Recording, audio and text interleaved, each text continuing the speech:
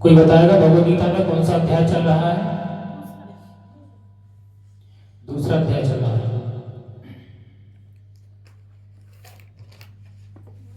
श्लोक नंबर 23 तक आपको बताया गया था।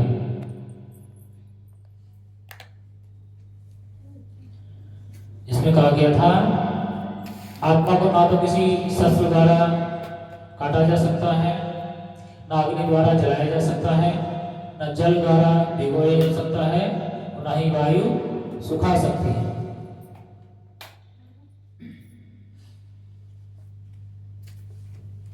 ये आत्मा की क्षमता है। और हमारा और भगवान का संबंध कैसा है? जैसे अग्नि का स्फुलिंग जब तक अग्नि के साथ रहता है तब तक उसमें शक्ति रहती है। जैसे ही वो अग्नि से अलग होता है उसका अस्तित्व समाप्त हो जाता है।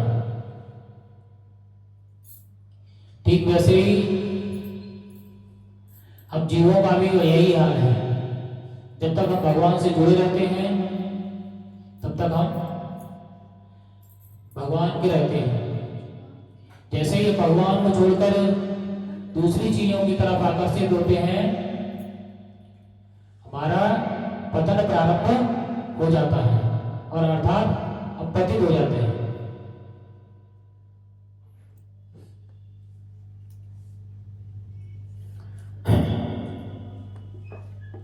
अगला श्लोक है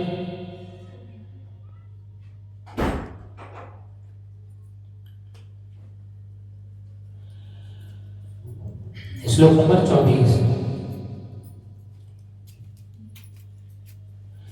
आगे बोलते भगवान बोलते हैं अचिन्त्योऽयम् अदाह्य क्लेद्यो सोऽस्यैव च नित्यः सर्वगतः स्थाणो चलो अयं सनातनः। क्या कह रहे हैं? आत्मा अखंडित तथा अगलनशील है। इसे ना तो जलाया जा सकता है ना ही सुखाया जा सकता है। यह शाश्वत सर्वव्यापी अविकारी स्थिर तथा सदैव एक सा रहने वाला है।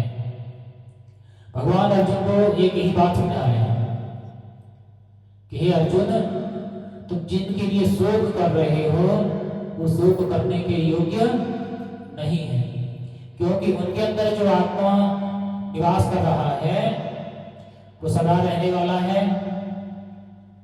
उसके अंदर कोई विकार नहीं है, स्थिर है और हमेशा एक जैसा रहने वाला है।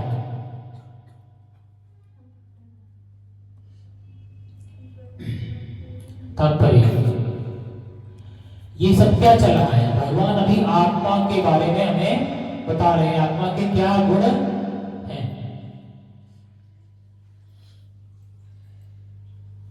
कोई भी वस्तु कहीं न कहीं डाइल्यूट अवश्य हो जाती है, लेकिन आत्मा का एक प्रथम अस्तित्व है।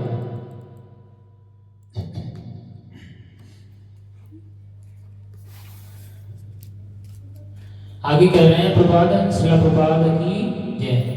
तात्पर्य प्रभुपाद जी बताते हैं अरुण आत्मा के इतने सारे गुण यही सिद्ध करते हैं कि आत्मा पूर्ण आत्मा का अणुवंश है और बिना किसी परिवर्तन के निरंतर उसी तरह बना रहता है।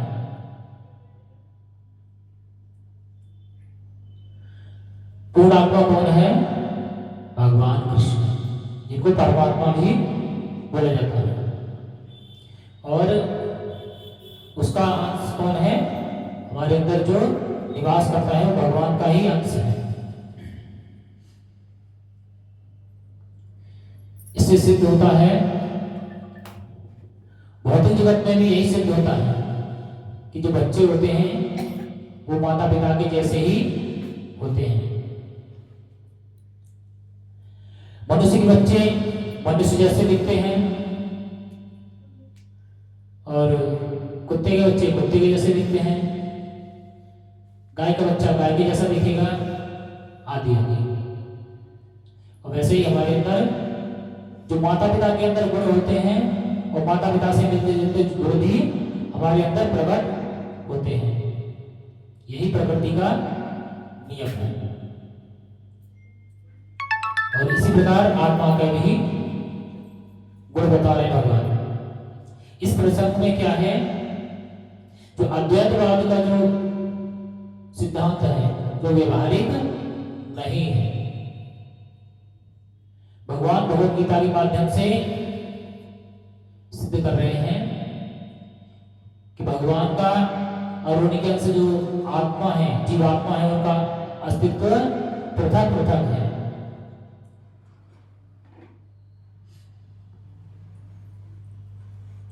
क्योंकि अणु आत्मा कभी भी परमात्मा के साथ मिलकर एक नहीं हो सकता।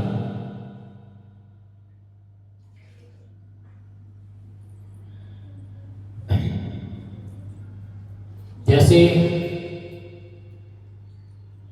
हम गाय से दूध निकाल लें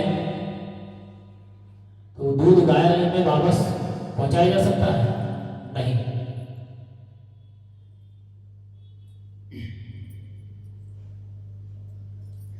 उसका फिर दूसरा ही प्रयोग संभव है। भौतिक कलमश से मुक्त होकर अणु आत्मा श्री भगवान के तेज की किरणों के आध्यात्मिक स्फुलिंग बनकर रहना चाह सकता है।